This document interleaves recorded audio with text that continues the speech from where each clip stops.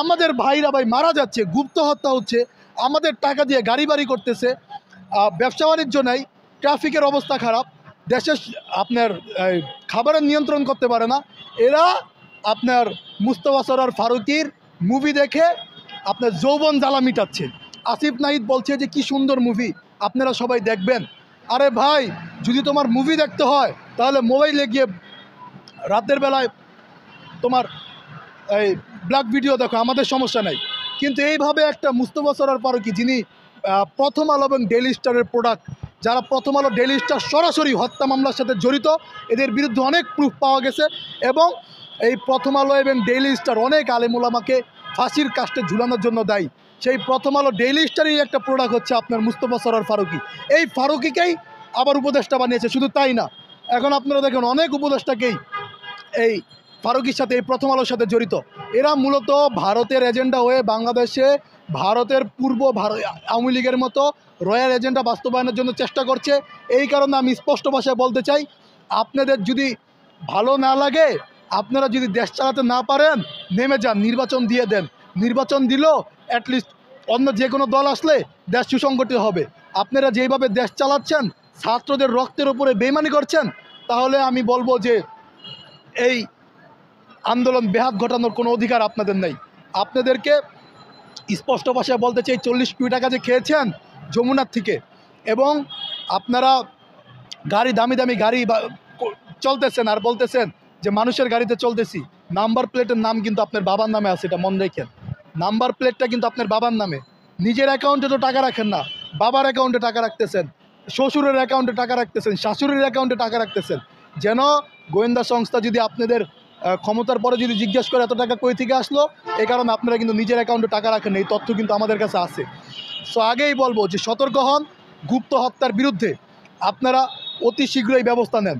আরেকটা যদি গুপ্ত হত্যা হয়, তাহলে আমরা সচিবালয় ঘেরাও করে কীভাবে আপনাদের নামাতে হয় সেই ব্যবস্থা করব।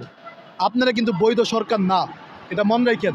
আপনাদেরকে আমরা বলছিলাম সরকারে গিয়া বসেন, কে বলছিল আপনাদেরকে? দেশের জনগণের থেকে জিজ্ঞেস করে নিছিলেন যে আমরা মিয়া ভার্সিটিতে পড়েন, উপদেষ্টা বৈশা গেছেন, এখন যা মন চায় তাই করতেছেন, যেখানে মন চায় দুর্নীতি করতেছেন, আহতরা চিকিৎসা পাচ্ছে না, নিহতরা 5 লাখ করে টাকা দিবেন, কয়েকটা ফ্যামিলিকে দিয়ে একটা ভিডিও বানাইছেন।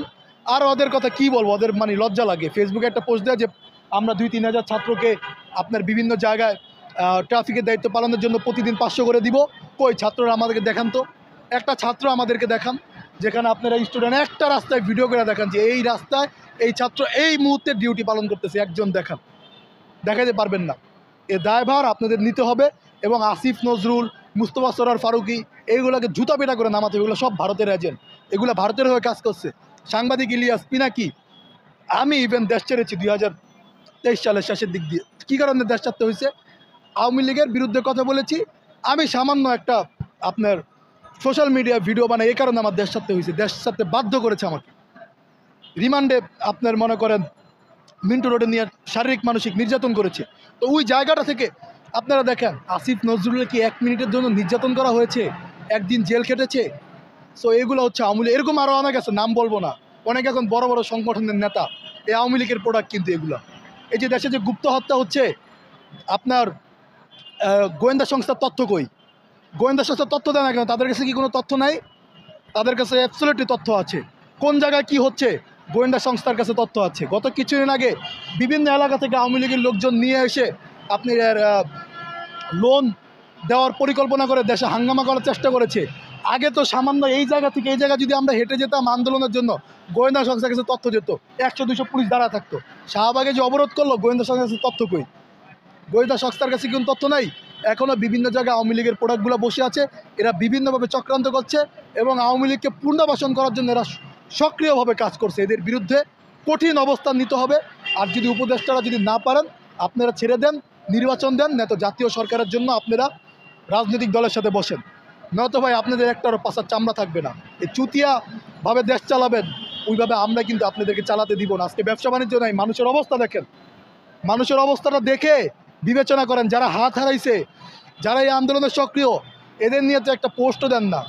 এদেরকে তো দেশের মানুষ চিনেও না, অথচ এদের কারণে আজকে আপনারা উপদেষ্টা। আপনারা আজকে উপদেষ্টা হয়ে গরম গরম কথা বলছেন, ফেসবুকে পোস্ট করছেন। তো এগুলা বাদ দেন। এগুলা করতে যাবেন, জনগণের গণপিটুনি খাবেন। আচ্ছা, আমার একটা